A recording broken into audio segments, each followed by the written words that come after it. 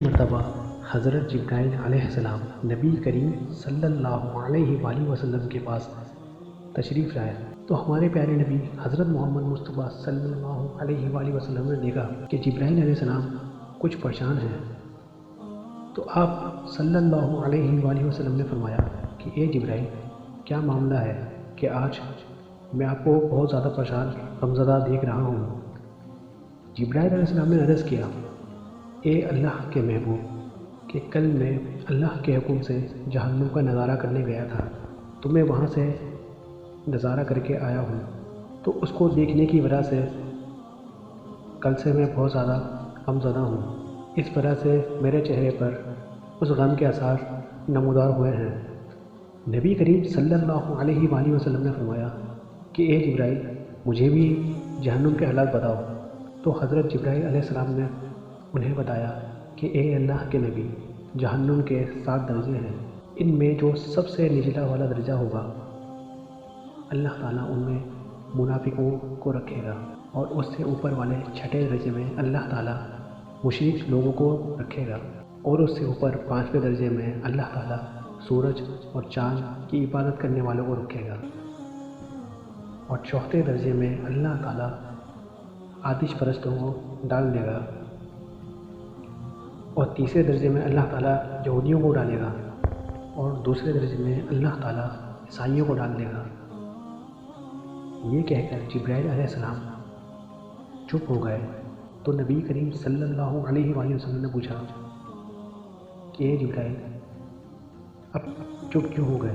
مجھے بتاؤ کہ پہلے درجے میں کون ہوگا؟ جبرائیل علیہ السلام نے عرض کیا کہ اے اللہ کے پیارے نبی، پہلے درجے میں اللہ آپ کی امت کے گناہ گاروں کو ڈال دیں گے۔ جب پیارے نبی کریم صلی اللہ علیہ وآلہ وسلم نے یہ سنا کہ میری امت کو بھی جہنم میں ڈالا جائے گا تو آپ بے حد غمگین ہوئے، اور آپ نے اللہ تعالیٰ سے دعا کرنا شروع کر دی۔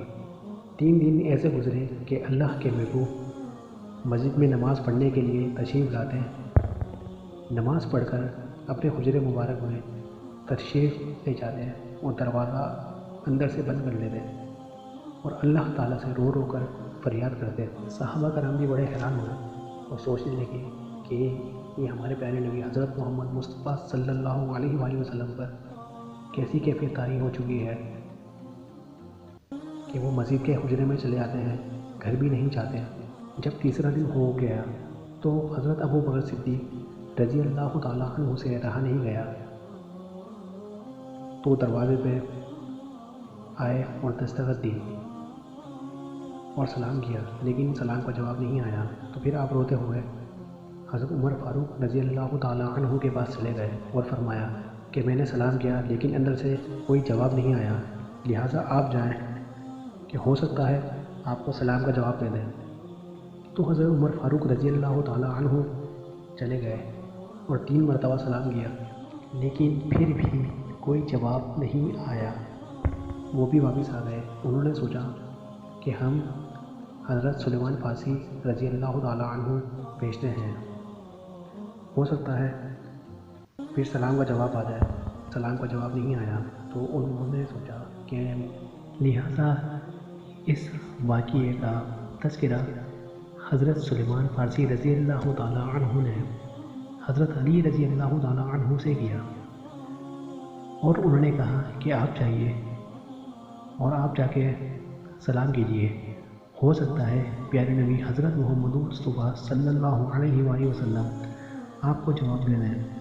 تو حضرت علی رضی اللہ تعالیٰ عنہ نے سوچا مجھ سے بڑے بڑے لوگ وہاں جا چکے ہیں، لہٰذا مجھے نہیں جانا چاہیے، بلکہ حضرت فاطمہ الزہرا رضی اللہ تعالیٰ عنہا کو بھیجنا چاہیے تاکہ وہ جائیں اور پوچھ کے آئیں کہ کیا بات ہے۔ حضرت فاطمہ رضی اللہ تعالیٰ عنہ نبی کریم صلی اللہ علیہ وآلہ وسلم کے حجرے مبارک کے دروازے پہ آئیں اور فرمایا، ابا جان السلام علیکم۔ بیٹی کی آواز سن کر محبوب کائنات اٹھے اور جلدی سے دروازہ کھولا اور سلام کا جواب دیا۔ تو فاطمہ الزہرا رضی اللہ تعالیٰ عنہ انہوں نے پوچھا کہ ابا جان آپ پر کیا کیفیت ہے، آپ کو کیا ہوا ہے، 3 دن سے آپ یہاں تشریف فرما ہیں؟ نبی کریم صلی اللہ علیہ وآلہ وسلم نے فرمایا کہ جبرائیل نے مجھے آگاہ کیا ہے کہ میری امت بھی جہنم میں جائے گی۔ فرمانے لگے مجھے اپنی امت کے گناہ گاروں کا بہت زیادہ غم ہے، اسی وجہ سے میں اللہ تعالیٰ سے دعائیں کر رہا ہوں کہ اللہ ان گناہ گاروں کو معاف کر دے اور جہنم سے بری کر دے۔ یہ کہہ کر آپ پھر سجدے میں چلے گئے اور رونا شروع کر دیا کہ یا اللہ میری امت، یا اللہ میری امت، یا اللہ میری امت کے گناہ گاروں پر رحم کر، اے اللہ میری امت کے گناہ گاروں پر رحم کر دے، انہیں جہنم سے آزاد کر دے۔ تو اللہ تعالیٰ کی طرف سے حکم آ گیا۔ اللہ تعالیٰ کا ارشاد پاک ہے وَلَسَوْفَ يُعْطِيكَ رَبُّكَ فَتَرْضَىٰ، اے میرے محبوب غم نہ کر، میں تم کو اتنا عطا کر دوں گا کہ آپ راضی ہو جائیں گے۔ آپ صلی اللہ علیہ وآلہ وسلم خوشی سے کھل اٹھے اور فرمایا لوگوں، اللہ نے مجھ سے وعدہ کر لیا ہے کہ وہ قیامت کے روز مجھے میری امت کے معاملے میں خوب راضی کرے گا، اور میں اس وقت تک نہیں راضی ہوں گا جب تک میرا آخری امت ہی بھی جنت میں نہ چلا جائے۔ تو معزز پیارے دوستوں، یہ تھے ہمارے پیارے نبی حضرت محمد مصطفیٰ صلی اللہ علیہ وآلہ وسلم۔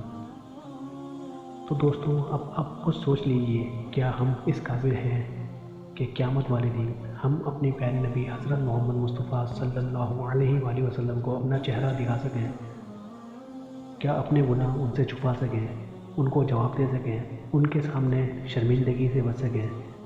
جو ہمارے گناہ ہیں، جو ہمارا حلیہ ہے، جو ہمارا لباس ہے، مرنے کے بعد آپ خود سوچ لیجئے کہ ہم واقعی وہ امتی ہیں، واقعی اللہ کے وہ بندے ہیں جن کے بارے میں ہمارے پیارے نبی حضرت محمد مصطفیٰ صلی اللہ علیہ وآلہ وسلم نے جنت کی بشارت دی، یا اللہ تعالیٰ ہم سے راضی ہو گیا؟